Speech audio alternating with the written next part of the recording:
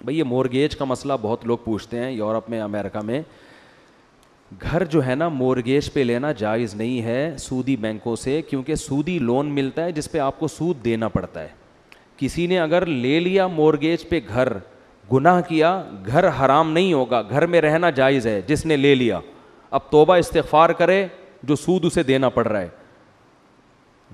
لیکن یہ عمل بہرحال کیا ہے, گھر حرام نہیں ہوگا, گھر کو بیچ کے جو پیسے ملیں گے وہ بھی جائز ہوں گے, لیکن سودی لین دین کرنا حدیث میں اس پہ لعنت آئی ہے, سود لینے والے پر بھی اور سود دینے والے پر بھی.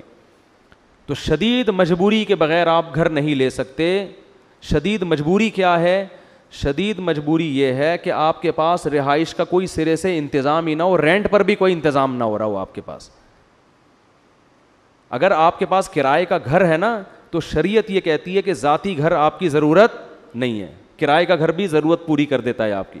تو جو کرائے پہ رہ سکتا ہے اس کے لیے مورگیج پہ لینا جائز نہیں ہے. البتہ اسلامک بینک سے جائز ہے, یا کوئی ایسی کمپنی ہو جو شرکت متناقصہ کی بیس پہ, یعنی وہی طریقہ جو اسلامک بینکوں کا ہوتا ہے, ایسی کوئی کمپنی اگر کوئی کر رہی ہے تو پھر ٹھیک ہے, اس سے آپ کر سکتے ہیں. اور کینیڈا میں تو اسلامک بینک کھل گئے ہیں سنا ہے, یو کے میں بھی, لیکن اگر کہیں نہیں ہے تو پھر آپ یہ کام نہیں کر سکتے. تو ایسے میں بہتر یہ ہوتا ہے کہ کوئی سیٹھ کو پکڑیں, اس کو بولیں ابے تو مجھے گھر خرید کے قسطوں پہ مہنگا کر کے بیچ دے, جو پروفٹ میں بینک کو دوں گا وہ میں کس کو دے دوں گا؟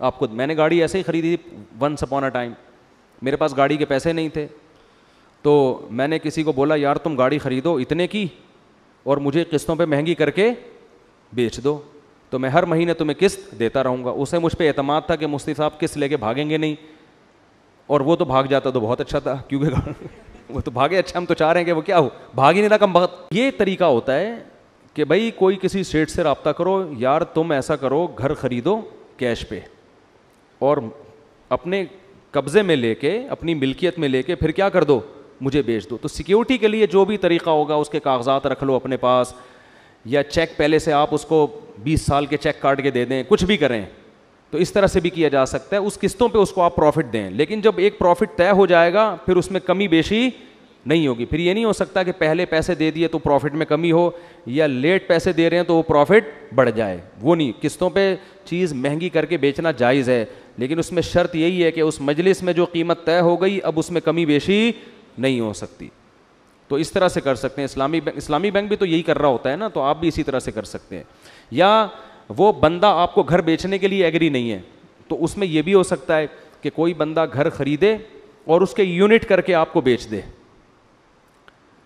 سمجھ میں آ رہی؟ دیکھو میں ایک خاندانی طریقہ بتاتا ہوں آپ کو. گھر خریدا ایک آدمی نے, سیٹھ صاحب نے, مثال فرض کر لیتے ہیں 1 کروڑ میں, 1 کروڑ میں ملتا نہیں ہے لیکن ایک فرض کر لو 1 کروڑ میں گھر خریدا اس نے. اب وہ کیا کرے گا, جیسے زید نے گھر خریدا 1 کروڑ میں, اب وہ 1 کروڑ کے گھر کے یونٹ بنا دے, 100 یونٹ بنا دے, 50 یونٹ کر دے, 20 کر دے, جو بھی ہو, جو بھی دماغ لڑا کے طے کر لیں.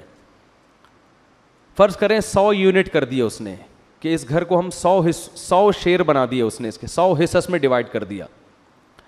اب وہ کیا کرے گا, وہ کہے گا یہ گھر میرا ہے, اس کے میں نے 100 حصے کر دیے, آپ اس گھر میں رہیں اور رینٹ بھی دیتے رہیں, اور یونٹ بھی آپ مجھ سے 100 قسطیں کر دی نا, ہر مہینے اتنے پیسے رینٹ میں دیں گے اور اتنے پیسے آپ یونٹ خریدتے رہیں گے. تو جتنے یونٹ خریدتے رہیں گے اس پرسنٹیج کے حساب سے, تناسب سے رینٹ کیا ہوتا چلا جائے گا, کم ہو جائے گا. سمجھ رہے ہو کہ نہیں سمجھ رہے؟ بھائی ابھی کرایہ ہے 50,000, ٹھیک ہے نا, لیکن جب آپ نے 50 یونٹ خرید لیے تو کرایہ کتنا ہو جائے گا, 25,000. تو اب اس میں لیٹ پیمنٹ کا اس کو فائدہ بھی ہو رہا ہے, جتنا دیر سے خریدیں گے انویسٹر کا فائدہ اس میں زیادہ. لیکن یہ طریقہ حلال ہو جائے گا, کیونکہ آپ سود نہیں دے رہے بلکہ آپ اس کو اس کے گھر کا رینٹ دے رہے ہو.